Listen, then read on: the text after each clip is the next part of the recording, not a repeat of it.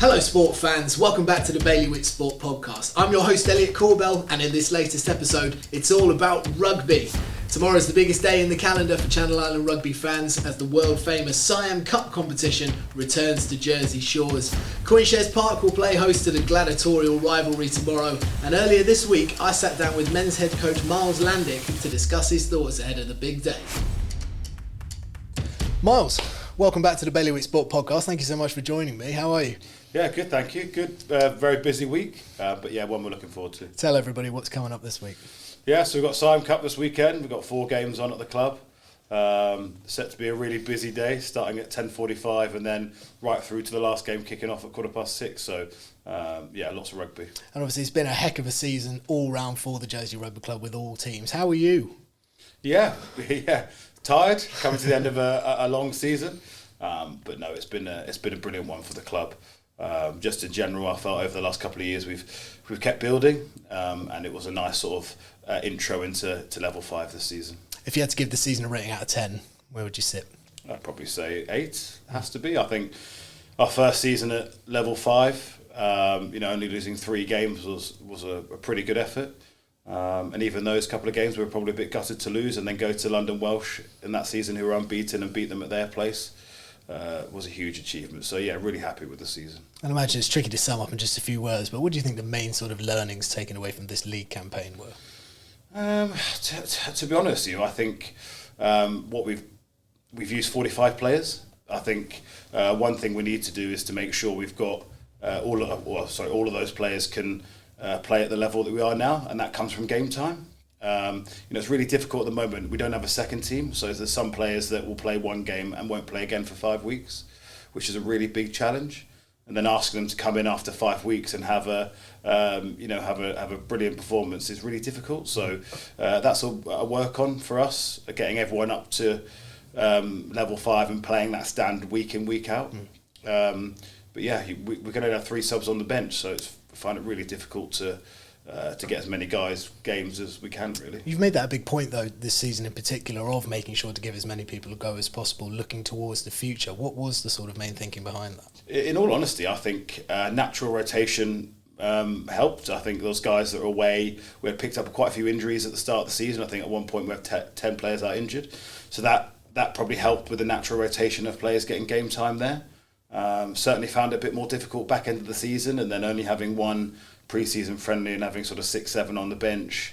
There's some guys that haven't played in 5 weeks. They're going to play in the Falaise on Saturday, which is not ideal, but can't be helped at this stage. We're in halfway house at the moment, where participation in rugby, especially at the club, is increasing, certainly in the men's side and the women's side.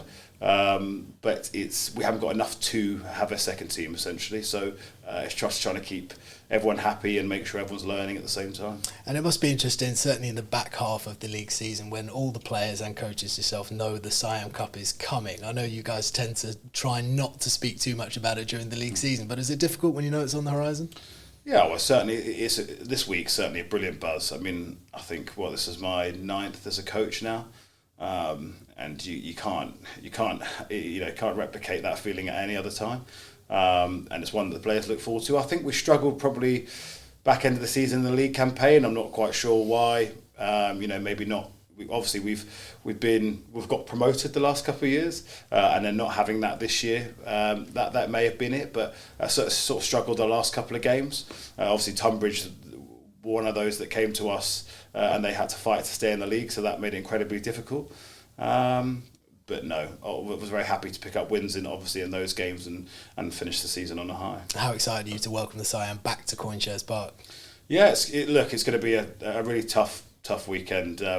There's 4 games, lots of really good rugby players in their own right. So look, Guernsey for the first team are a strong side. I think they finished 6th or 7th in National 2, which is a great achievement, to be honest. It's a really physical league, really demanding league. I think Guernsey have gone 7-8 weeks, if not 9, with games due to cancellations. So that's really, really tough, especially if you don't have a big squad. So it's going to be a tough game. But we've had a good season. We've stepped up to level 5, so it's a level closer to Guernsey. and I think having those big, tough, physical games will help us coming into the weekend. It's interesting. Jersey predominantly dominated the Siam over the whole history of the competition, but in the last few years, Guernsey won 3 of the last 4 in the men's side. Do you think that's a fair reflection of where the teams are at the moment? Yeah, I suppose so. I think, last season, last year, playing level 6 and then coming in to playing a team at level 4 who had done really well that season as well. So, the step up in standard with 2 levels is huge.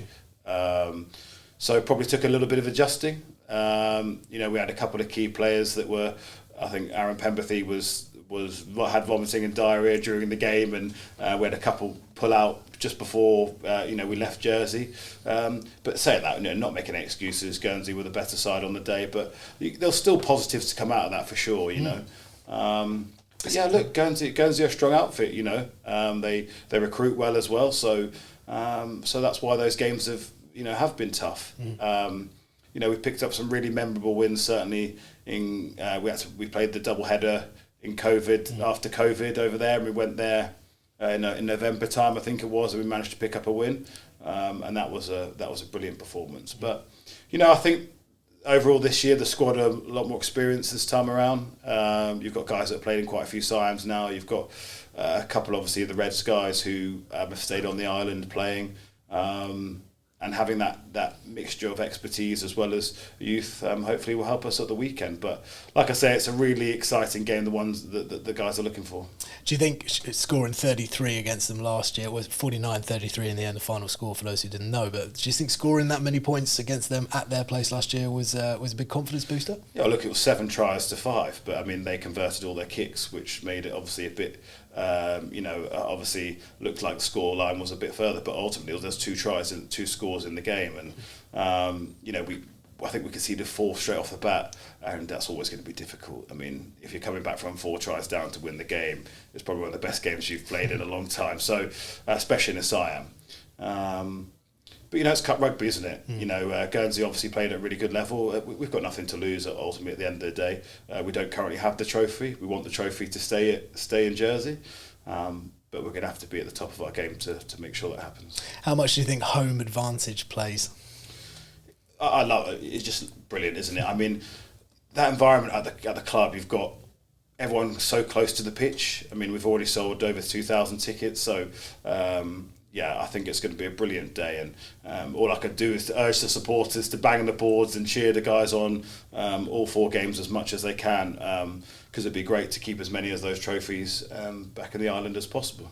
We're talking about the difference between the leagues. Obviously, Jersey playing at level 5, the Guernsey Raiders playing at level 4, but you've managed to beat London Welsh, who were this season's league winners, who will be going up to level 4. How much confidence has that given you and the squad, knowing that you can beat a team at that level? I think even when Welsh came to us at home, I think we were disappointed. We started certainly the first 20-25 minutes. Again, you don't start a game well against quality opposition, you're going to suffer, and ultimately that's the reason why we lost the game.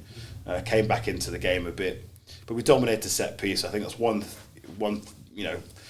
brilliant thing about the season is no matter who we've come across against, we've had a really good dominant set piece, especially at scrum time.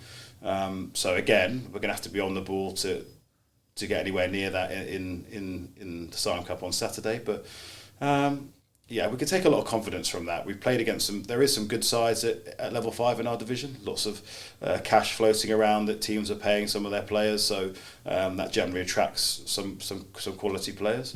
But just generally playing a higher standard again this year, and to win 18 out of the 22, 19 out of the 22. Was a really big achievement, so I think we could take a lot of confidence into the weekend with that. What would you say are the main differences between a level 5 and a level 4 side? There's more games. I think it's brutal. I think level 4 is absolutely brutal. I think there's definitely a load more games, and suddenly you have 1 or 2 cancellations, and suddenly you're playing potentially 9-10 games on the bounce. I think we played 6 on the bounce this year, and I think that was just after Christmas, and that was tough. And having all those players available to you all the time. So there's obviously a step up in physicality and a bit of skill level. But I think if we use London Welsh as a marker, I think London Welsh would probably do all right at level 4. so we can take that as a good marker, as knowing that we have got the quality to get results. So yeah, it'll certainly be an interesting one, that's for sure. Talk to me about the squad. How's it looking?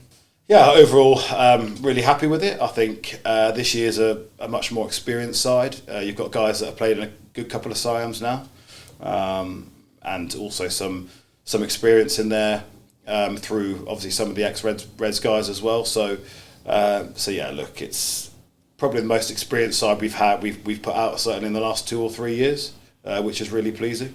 And yeah, 5 newbies in there, but they carry a lot of experience with them as well. So yeah, really happy with the squad we put out this year. One thing that stood out to me, I was there at Foots Lane last year watching the Siam in Guernsey, was the performance of the Fallets, the second team, and how strong they were to get their win. Is that a good sign that Jersey Rugby's strength in depth is there to compete with them?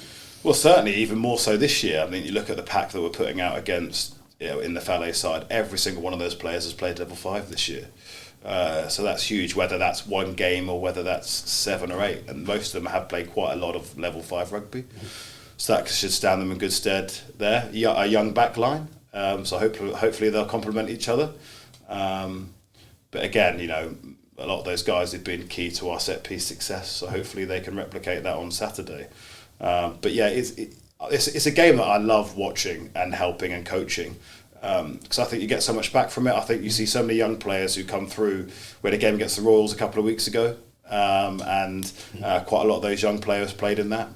And just the buzz they were getting of playing adult rugby for the first time, running out, seeing how we do things, you really do get so much back from it. So, and like I said last year, seeing all those smiles on faces. I try not to get involved in a Siam Cup day. I try not watch a bit and take it in. But I end up being on the sideline for the veterans game, the Fallets game, all the games. Because you get so emotionally involved in it, which is probably something I need to work on. But yeah, it's super exciting to see what those guys do this year. And of course, it's not just the men's team vying to win back the Siam. Of course, the women's team, who've had a season of their own, suffered heartbreak last year, losing the last kick of the game. Again, that was a difficult one to beat there and watch in person. How do you see the women's setup at the moment? I think it's they've got promoted obviously into a new league this year. They've won some games, they've lost them. They've had a lot of learnings along the way. I've seen they've certainly come on again. So I don't see why they can't get a win against the Guernsey side this year. Like you said, it went down to the last kick of the game, and probably they'll look back on it, and potentially some of the decisions that were made where they're playing and so forth may have cost them a bit. But you can look at every game like that, I suppose. But having seen them, certainly the last couple of games I watched, some of the skill level was absolutely amazing. Offloads and moving the ball wide, and they did really look dangerous. So again, it's like with all the sides on the day. If you turn up and play your best rugby, you've got a really good chance of getting a result. But it's whether any teams get struck down by the occasion. Mm-hmm. And of course, a big influx of new players joining the women's side as well as playing men's rugby as well. Where do you see rugby in general in Jersey at the moment? Yeah, it's been a bit of a rebuild, hasn't it? I suppose after COVID, I think the challenge is certainly still in schools. We had another 9 secondary school teachers. We ran a course for them, is sort of kids first contact course, because what we don't want is safety or teachers afraid to coach contact, and that being a barrier to them doing it in schools. Mm-hmm. So therefore what we've tried doing is saying, right, okay, well, we'll give you the tools, we'll try and get you trained up so you can coach and referee contact effectively. How's that been received? Yeah, really well. I think there was some decent school rugby played again this year. We had the Lord Jersey tournament again. We had 2 more teams in the Lord Jersey tournament. And if we can try and, so for instance, La Roquière had a year 7 team and a year 10 team. But if we can try and now, at the likes of Roquière and Hope Valley, try and get a year 7 team every sort of every September, mm-hmm. then ultimately that's going to really help, because then suddenly they've got a year 7 team, they go into year 8, and then suddenly we do start to build rugby back up. It's still nowhere near where it needs to be, but I feel like we've definitely made a start for sure since we've started the rugby development side again. At the club. So I'm going to put you on the spot here. I want one player to watch from your men's team for this weekend. Oh God, I think Jerry Sexton's been on form, hasn't he? Jerry's been on fire. Look, I mean, it'd be, it's a bit of a cliche, but there's too many to name, really. I mean, look, if they all play to their potential, I think it could be a good day. But like I said, it's just not falling foul to the occasion. Coming out, giving it your all. We had, on a side note, we had John Brennan, who used to play for the club, 200 caps for Jersey first team, played in multiple Siams. I was lucky to play with John for a couple. We had him in last night to the club. He did a presentation on the history of the Siam Cup. He works at Jersey Heritage, which also helps. But yeah, John sort of stripped it right back to the start of the Siam, where it came from, all the way through until sort of the recent years, and that was really well received by the players. The players sort of engaged, and because sometimes you say, "Oh, we're playing for the Siam Cup this weekend," it's like, "Oh, brilliant," but no, does anyone really know? Yes, they know it's a historic fixture between Jersey and Guernsey, but all the other sort of bits, the historic stuff behind it. Second oldest rugby trophy in the world. Indeed, Incredible. yeah, indeed. I think Anne Bannerham was in touch. I think she was chatting to Guy Thompson, and she was saying that Matt managed to win the Calcutta and the Siam Cup. So yeah, she was keen to give Guy that stat. But yeah, it was nice. I mean, because there is guys that obviously there's 5 of them, so there's those 5 that are playing the Siam Cup for the first time. Mm-hmm. But I imagine there's parts that I didn't really know about the history of the Siam Cup that John explained to us all. And John's obviously got that emotional connection as well, and he sent me a message after saying it was a privilege to be part of it, because that's what it's all about. It's not just that it is a game of rugby, but there's the history behind it, and it's not just Jersey gets how it all came about. So that was a really nice touch, and then we had a bit of a jog through last night, just touching base on some of the details, and that went really well. So we've got a session tonight. Session tonight, session Thursday. So session Tuesday, session Thursday, and then building into Saturday. And from a personal note, how proud are you to be in charge of this team, and what would it mean to you to win another home Siam? Not even know the team, just be part of the club, to be honest with you. I think I said to the guys, I'm super proud of everyone, and I think some guys will have an emotional connection to the game, some guys won't. But what I've said is, it matters to me, it matters to, say, Ewan, it matters to a couple of the guys. I'm sure it matters to everyone, but if it matters to one person, it matters to everyone, and that's the big thing for us this week. That if you're not from Jersey and you don't have that emotional connection, try and find it, because it means a lot to everyone, and ultimately you just want to make the island proud. But having seen where the club's come from, obviously within a day of obviously the Reds unfortunately going under, and then turning that around to then. The rugby club needs to get on their feet and because the running cost went from nothing to, apart from travel, to a lot. So to see where we started now and where we've come through to is pretty amazing. So if we could top that off with a few wins this weekend, then that'll be brilliant. But yeah, home Siams are always very special. Myles, thank you so much for joining us. Thanks, mate. Cheers. Thanks again for listening. If you've enjoyed this podcast, make sure to share it, like and subscribe so you don't miss our next episodes. For all the latest sports stories, head to bailiwickexpress.com and pick up a copy of our sister publication, the Jersey Evening Post.